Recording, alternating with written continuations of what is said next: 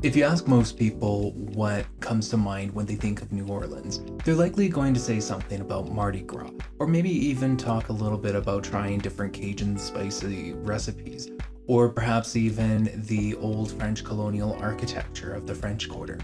Now, one thing that I think of when it comes to New Orleans is I think of the music scene that was there, and that there is a really big music scene that exists there still to this day, with a lot of jazz and R&B and all kinds of music that just kind of conglomerates together in the area. And that's exactly what we are going to be doing with today's build. Now, for those of you just discovering my channel and just discovering this speed build, my name is Michael and I want to welcome you to Sovereign Gaming in Life Sims, the YouTube channel where I build worlds, lots, and share my thoughts on video games in the life simulation gaming space. And today, if you haven't guessed already, I've got a mammoth project under my hands, or on my hands, I suppose, and we are certainly back in Sim City, and specifically, we are in the Old Town neighborhood. And I'm very excited to be back here and to be doing a build like this because this is a time and an opportunity really to introduce a key component, a key theme of New Orleans, and that is the idea that music is present. As you know, the Old Town from The Sims 1 was an area that was heavily inspired by the French Quarter buildings of the New Orleans area. And so we're of course going to continue on building that theme here throughout the Old Town neighborhood. And I've got to say, I've been really enjoying it so far, and I'm really glad to be back. Even though Old Town Station was awesome, and I loved how Old Town Station turned out, and if you haven't checked that video out, go right ahead. I really wanted to just kind of finish off this set of 4 buildings before I start moving on to attempting different French colonial architectural styles, as the styles of these 4 buildings, including the 2 apartments that I built and the bakery, it really, it's all like the same exteriors. And even though I think that repetition has its place in cities, and especially in my builds as well, I don't mind repeating certain styles where they make sense. This is kind of where it needs, or it's ready to just kind of move on to become something else. And so I'm very happy to finally be finishing it off with this kind of a build. So what are we building exactly? Well, we're actually building a private venue. And this is a community lot type that came with the Sims 3 Showtime expansion pack.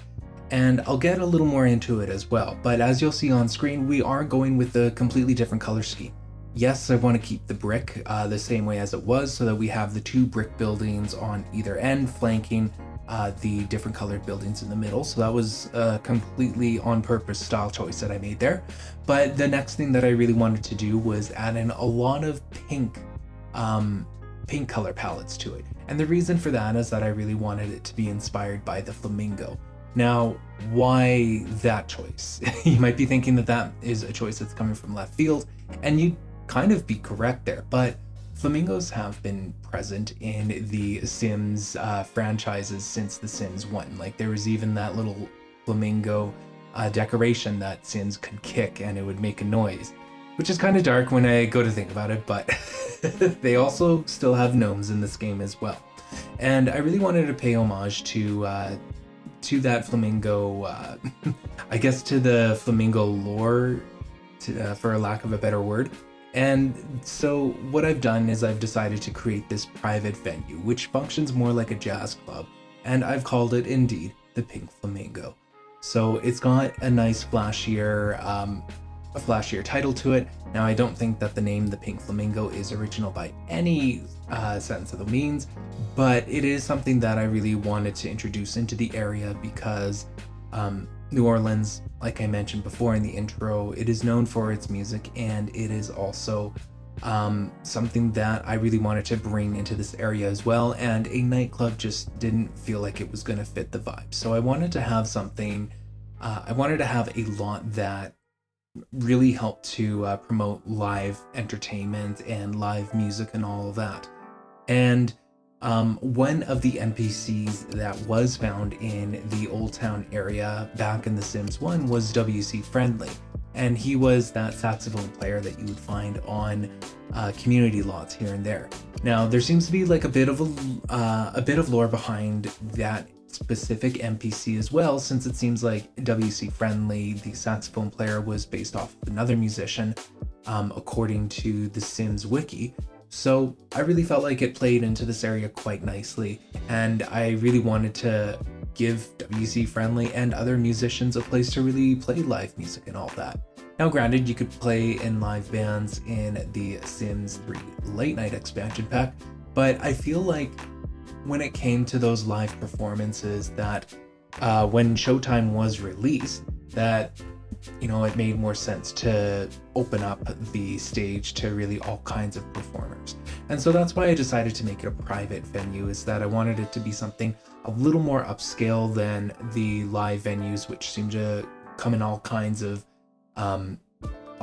ranges in terms of like what's upscale and what's a little more lowbrow. So I really wanted the Pink Flamingo here to be slightly more upscale, something that you would find like a jazz performance being hosted, or an experienced comedian take the stage one night. So that was really the vision behind this building here, is just to make it that private venue, give the neighborhood like an entertaining place to visit from the rest of SimCity, and to also provide that career opportunity for players that do enjoy playing with the Showtime careers. Speaking of Showtime, I feel like the Sims 3 Showtime expansion pack was actually criminally underrated in a lot of ways.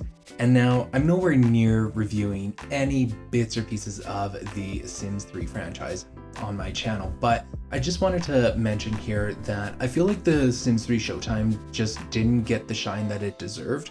Now granted, I don't think it was a perfect expansion pack by any means, and I would never ever rate it as perfect. But Showtime and really Late Night, if I'm going to be completely honest with you guys, showed that the franchise of The Sims 3, and I would also argue The Sims 2, had one really big problem. And that problem was that the worlds were uneditable to really fit in all of the features of an entire franchise's worth of gameplay. Now granted, in The Sims 2, I think that they were able to get away with just hiding those new features behind a sub-neighborhood loading screen. So yeah, I am calling that out a little bit here, but in The Sims 3, like, there was just no running away from it, since you had open worlds, and so you just either had to keep creating new worlds, but then, as new expansion packs were introduced into the franchise, it made, like, without any significant in-game world editing tools, it made access to those expansion pack features pretty limited in a lot of ways. Like, in my opinion, they even like sort of addressed this problem by retroactively editing Sunset Valley, excuse me. So they retroactively edited Sunset Valley in The Sims 3 when Late Night came out to fit in the nightclubs, and same thing with The Sims 3 Pets as well to fit in the equestrian center, and it just looks terrible, if I'm gonna be honest. Like, there are many worlds out there that people have tried to edit or give like a master version or a remastered version, that's the word I was looking for, of Sunset Valley, and that was to include those other features as well. And so, when you have an expansion pack like Showtime that gives you a bunch of new community lots, including like, and I'm not going to get all of these either, live venues, private venues, big show venues, and all of that, suddenly you need to accommodate for that in your world, unless you want to switch worlds to play the expansion pack's content. And that should have never been the case with The Sims 3, since the whole idea is to have a seamless experience. It was a big downfall to the expansion pack, and that was like one of the key issues that I really wanted to address with this world here. The big idea behind the SimCity world as I am building it is to make sure that all the features from all the expansion packs are accessible in a way that makes sense, looks decent, and that caters to any kind of a player's playing style. And players do enjoy the Showtime careers, it's just that no world has been created in the Sims 3 universe, even the custom worlds, that is able to comfortably accommodate everything that Showtime has to offer. I mean, it is especially evident if you're trying to build like a big show venue, which is something that I will be copying and pasting directly from Starlight Shores, since those are actually a pain in the butt to try to create. I don't even think I've been able to create them successfully. But anyways, yeah, a big reason why I decided to create the world of SimCity is really to address like all of those kinds of playing styles and to make sure that players have access to all of the content that could be possibly offered in the Sims 3 franchise. And so, you know, the Pink Flamingo as a private venue just seemed to make a lot of sense as some sort of a private jazz club that also allows other performers to come by and to entertain audiences. So yeah, I was very happy with that kind of a choice that I made, and I also felt like it just suited the area perfectly. One thing that The Sims 3 does really well is it actually sort of, in a way, allows players to mix uses when it comes to the community lots. So here you'll see me actually place a bar from late night, and what that's going to do is it's going to spawn a mixologist, and that mixologist is going to work the hours that are set by the community lot. Now, I don't remember what the exact hours are for private venues, but it is something that is similar to an actual bar's hours. Now, I've done some experimenting with the business as usual bistro, which happens to be a venue that I continue to talk about because it is probably one of the best ones that EA has put out, if I'm going to be completely honest. And even though it's given me trouble in the past, it is something very interesting to experiment with. One of the experiments that I did with it is I placed it in a bar, in a lot that was designated as a nightclub, and it actually just kind of followed with what the nightclub's hours were as designated by the lot type. Whereas the normal function of it is that you can set the hours that your restaurant is open. So that's kind of the similar idea here when placing this late night bar, is just that the mixologist is just going to work the hours as designated by the lot, not designated by the object or anything else. So I really like that, and I've placed mixology bars for mixologists in other community lots before, and I have seen mixologists actually spawn and all of that. So you can have bars everywhere if you really wanted to. Now, of course, you can't design the recipe there, and so you'll just have access to all of the drinks, which is whatever. I mean, I don't think that they ever intended the bars to actually be used like this, but I'm not gonna necessarily fight it or worry about that kind of gameplay too much. I just want somebody at the bar because it seems realistic to me that we would have a bartender at a venue like this where people can grab their drinks. It's a little noisier. You have some good live performances happening on stage there and all that. And yeah, that was another thing that I kind of want to address here as well, is that there isn't much of a backstage to this lot, and this keeps happening, is that when I record these episodes, I get a good idea and I'm like, oh, I should probably go back and do that. So sometime down the road, I might just have to do an edit video, because it would be kind of cool to put in some sort of a backstage area on the second level, because the second level just sort of looks a little awkward in terms of the stage being an open air space. Now, I don't mind it being open to the second level like that, but it just I just felt like something was missing there, and a backstage area would have totally fit the bill if I was thinking properly. Like, I can just see myself adding in stairs in the back. Anyways, a backstage area doesn't happen in this episode. It might happen in a future video episode where I go around editing all of the lots of Old Town with the different ideas that I have. All right.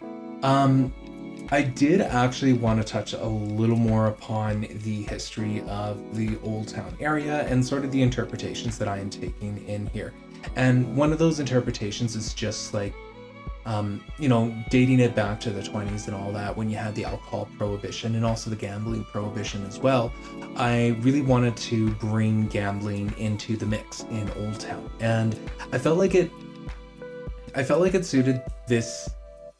I felt like it suited this venue pretty perfectly, like the Pink Flamingo being this lowbrow jazz club that you go to and then also like play cards in as well. And so I just kind of placed an area where we have those poker and roulette tables just on that second floor there.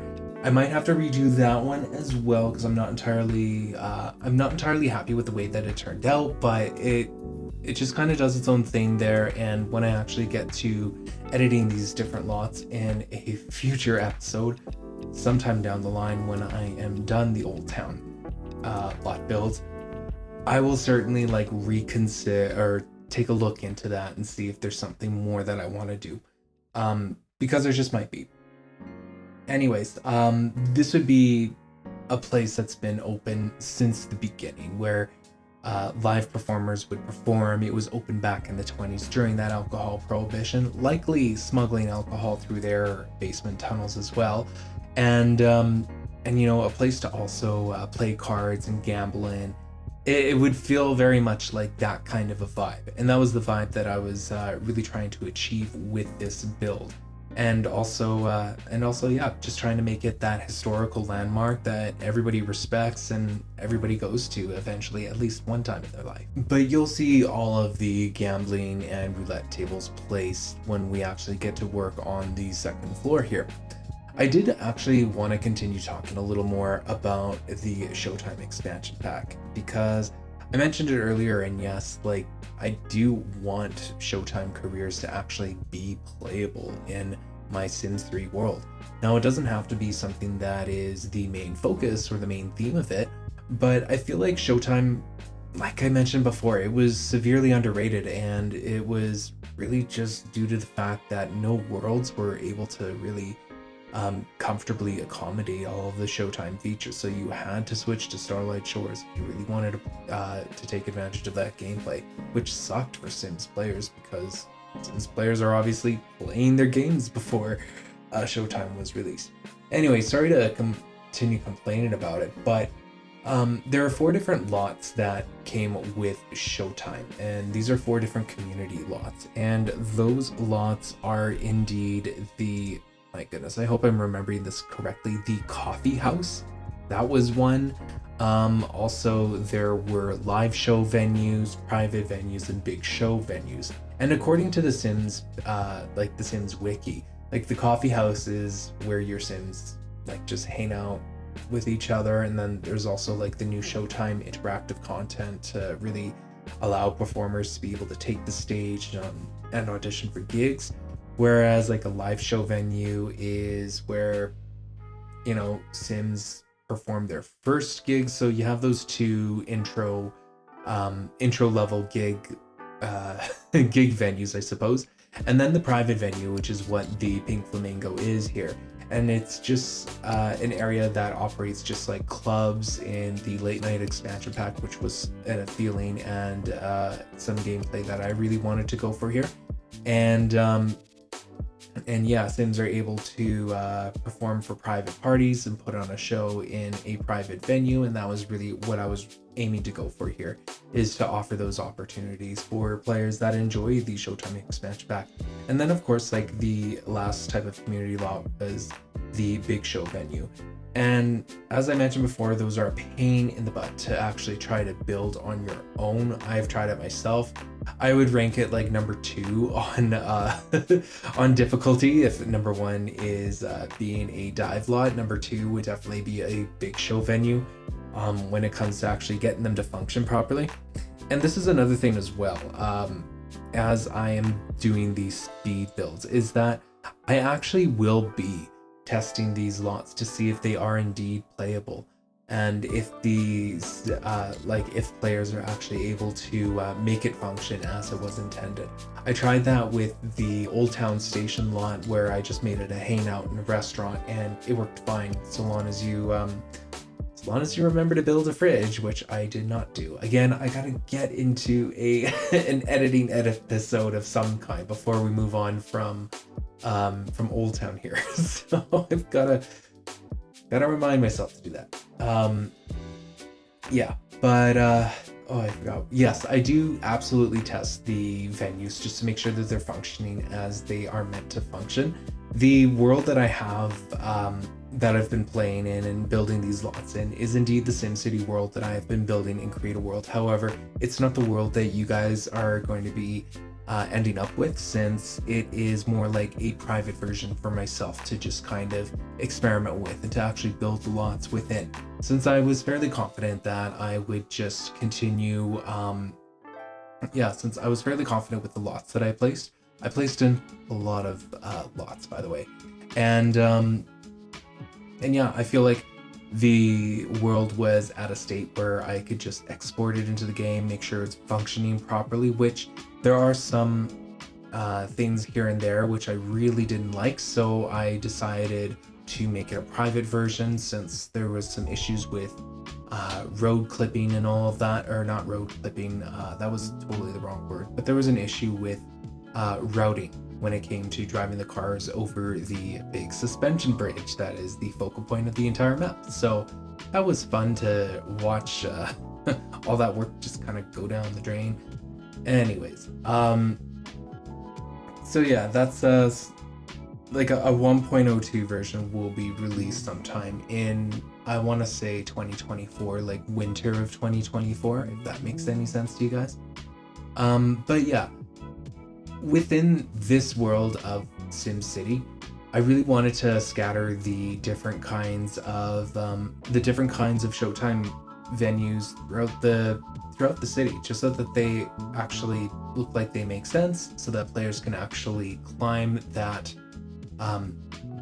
career ladder appropriately within the Showtime features, and so that players can just enjoy it in a way that makes it add to their experience, as opposed to being a set of features that players have to or feel forced to play in Starlight Shores for. So yeah, I'm very happy with the way that this lot turned out at the end of the day, but there are some edits that I would still like to make, and a backstage area, and also like maybe reworking the gambling area would be something that I would certainly look into in the future. Since this is the last building that uses this kind of architecture, I am so happy to announce that in the next speed build episode that I put out, that we will be moving on to finally changing up the architecture.